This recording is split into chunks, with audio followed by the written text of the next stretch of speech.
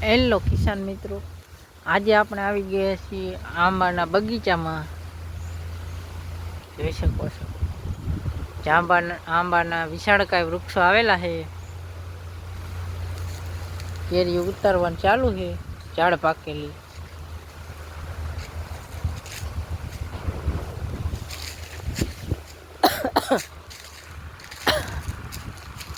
જોઈ શકો કેરી ઉતારે છે અને બગીચો રાખેલો છે.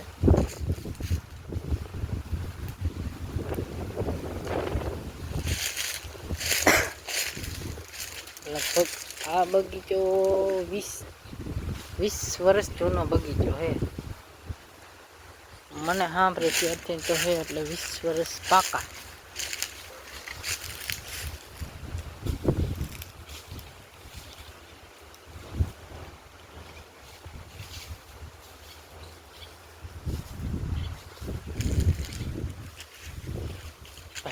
પાકી કેરીઓ વીણે છે.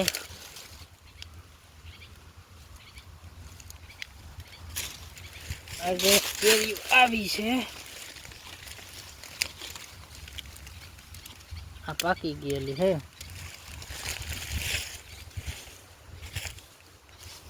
આ ઝાડની અંદર કહેવાય ને કે ધોમ કેરી આવી. જોઈ શકો છો ડેલી રેગ્યુલર ઉતારે છે. છતાં આગળ માણસો મજૂર ઉતારે છે કેરીઓ.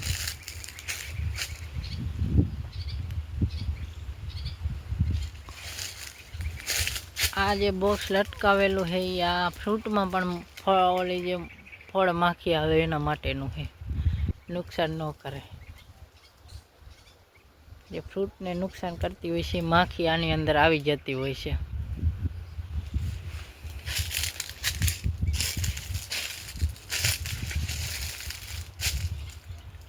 કેસર મેંગો ભાઈ,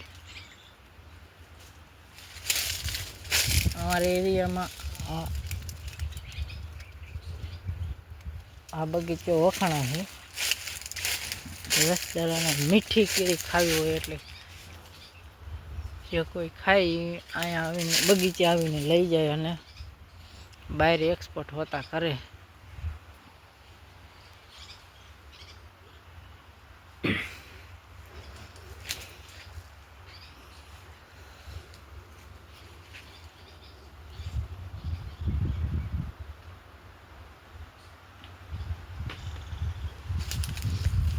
ઓનની સાલ હે ને બગીચાવાળાને ઘણી નુકસાની આવી છે, છતાં પણ આટલો માલ દેખાય છે. તો આમ કેરીઓ જોઈ શકો છો ઝાડની અંદર. કેમ કે આ જૂના બગીચો છે અને એકબીજા ઝાડ વિશાળ હોવાથી હે ને ઓત પડે એટલે નકર પવનના લીધે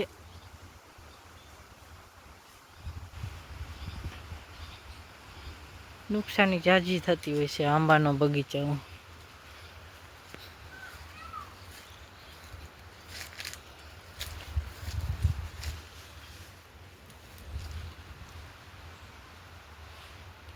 એક ઝાડની અંદર હજી અઢળક કેરી છે.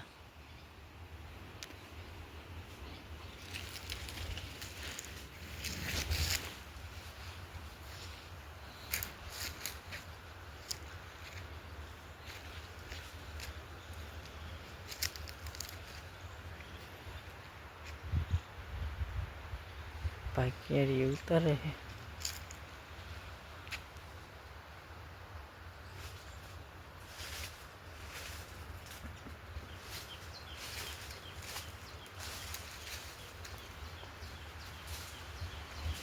આ 300 ઝાડનો બગીચો છે ને, 300 ઝાડ છે ને મોટા, 300 ઝાડ છે.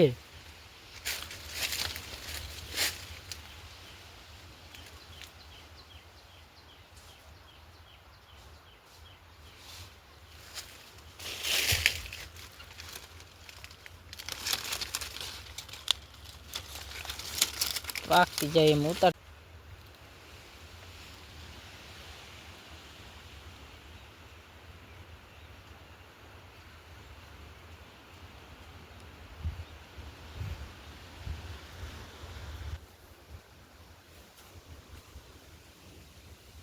તરહીને ઝાડ ઉપરથી પડી જવાથી નુકસાની થતી હોય છે.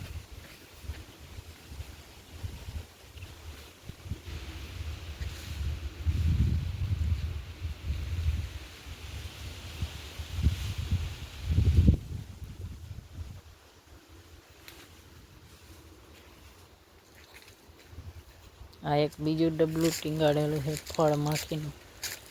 આપણે જોઈએ એની અંદર બિસ્કિટ જેવું દવા મૂકેલી હોય છે, જોઈ શકો છો. આ ફળ માખી આની અંદર ઢગલાબંધ પડી છે, કે જેનો નાશ થતો હોય છે.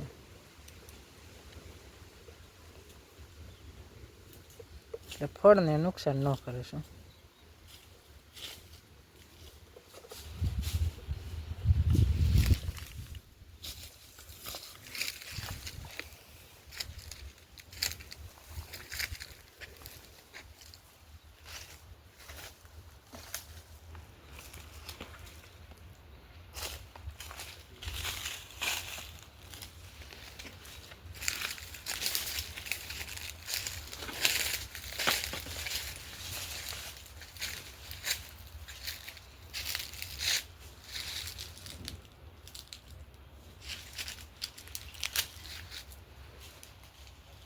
જોઈ શકો છો હજી તો અઢળક ફળ હે ને ઝાડની અંદર છે.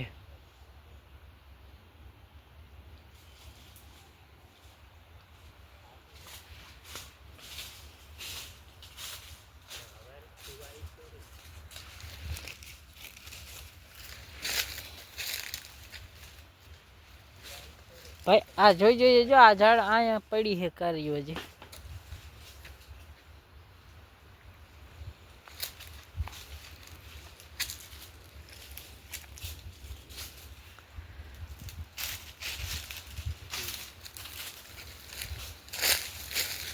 ઝાડ જમીનને અડી ગયા છે પણ ફ્રૂટ તોય લાગેલો જોઈ શકો છો.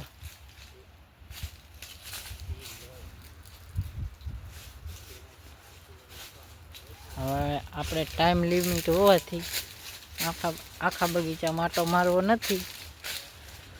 આપણે અહીંયા આપણો બ્લોક પૂરો કરવાની ટાઈમ થઈ ગયો છે.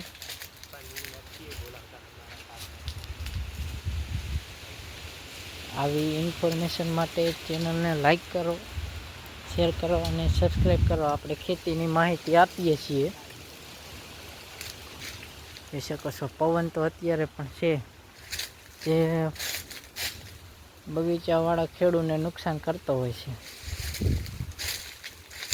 વચમાં જોરદાર પવન ફૂંકાયા ત્યારે ઢગલા થઈ ગયા હતા કેરીઓના.